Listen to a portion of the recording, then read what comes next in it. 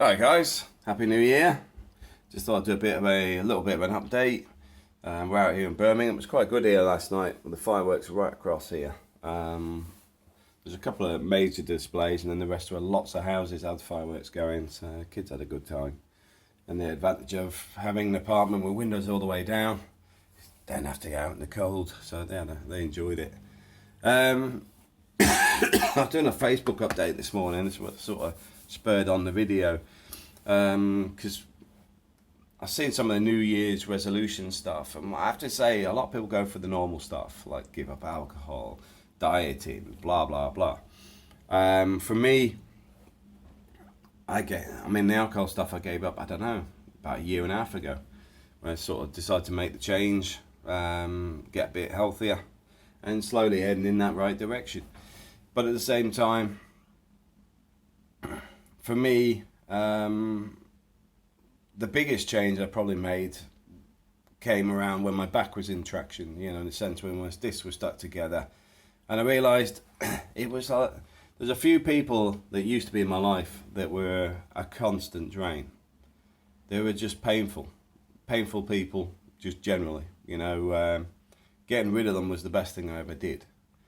And one of the things I will say, it doesn't matter if they're family, it doesn't matter if they're somebody you know or whoever it is, they're constant drain. The best thing to do is get rid of them. That's it. And there's no halfway. It just ain't worth the hassle. And you normally find if you've got these types of people, you've tried to change them, tried to help them, tried to do whatever, but they're just constantly a thorn in your side. You've got one life, and it's only you that could choose to live it. So my view for the best New Year's resolution for myself, which it was from that moment that things improved considerably again, is cut out bad people, support and help those that are good, and share the positive stuff. Beyond that, everything else will just fall into place anyway. For me, much happier place to be. It's good to get that weight off from these people that are just not worth the time of day. And it was funny as well. This sort of goes into it in a funny way, because it was like, I know my little French Greek troll sort of posted recently again. And I was sort of looking at the names he's chosen, and you think he had a failed project he managed out in the Philippines at least 2005, and he's still using that name. He doesn't live in the Philippines, hasn't for a long time, yet his whole hang up on life sort of stopped then, and still bitter and twisted about it. Bear in mind, nothing to do with me. It was long before I even went to the Philippines. But that's where his cycle of hate began, I think. But I was talking to a friend of mine about it the other day. I said, well, it's nice because he highlighted some of his pseudos, because then they just get delete, ban, block. I know some people think I'm quite harsh with delete, ban, block. But quite simply, I put the videos out there for a conversation piece, in the sense of around the videos, and then you get a load of crap from different things, so delete, ban, block, can't be bothered with it. It's the same with the trolling. Most of the trolling stopped when I went back to the Philippines, because it was all based on a load of lies. And then when I went back to the Philippines, it was all like, what can we say now? Because he's been back and nobody arrested him, nobody killed him, nobody did it. You're just like, you sad people. But yeah, I was talking to somebody the other day about the troller took the video, because I didn't even know he had this video about what I was going to do, achieving and doing stuff. And the whole point was, it was brought up that, well, yeah, because why he's frustrated is he's sitting there saying you're not going to do this, not going to do that, and you do them all. But that's the reality. It always has been. We're moving over to Spain, done it. Business-wise, we've got our small business developing, but also I've got larger scale businesses developing in the UK. I can't talk about too much the UK side because of the way my contracts are set up. I'm not allowed to really disclose a lot of the stuff I do because they're large corporations. But at the same time, like moving into property, we'll be buying our first one in Spain probably around February. We've already got the money set aside for it now. We just got to find the right property and look at the paperwork on it. I want to get it rented out as quick as possible to get some income back on it so I can buy the next one. But the point being is, there's a prime example of a very negative person that in his instance, he thinks he has some sort of influence where he hasn't. It's often a case of people, like in this case, the guy, a friend of mine was telling me, oh, he's took this video and making out you weren't doing this. And I'm like, he said, but what's funny is you've done everything on the video, you know, and you set out to do this and you've done it. I was like, yeah. But it's always been like that with him. He's made up stuff and then you go and disprove it anyway. And he just didn't like it. But I don't chase him. I've no interest whatsoever. But the funny aspect of that is how somebody, if you got locked into that, you'd be constantly trying to counteract a troll. A troll is nothing more than a drain in the sense of they'll just keep making up new stuff. That's what trolls do. That's trolling. It's all about the reaction. It's about doing something. So myself, I don't follow it. Don't really take any interest in it whatsoever. Don't even know what websites he's got these days. But every now and again, I hear a friend go, "Oh yeah, he did this and this." They're doing it in a mocking way because it's normally being counteracted by something they've actually done without even knowing what the guy was talking about in the first place. But like that, the easiest way to deal with a guy is just not engage with him.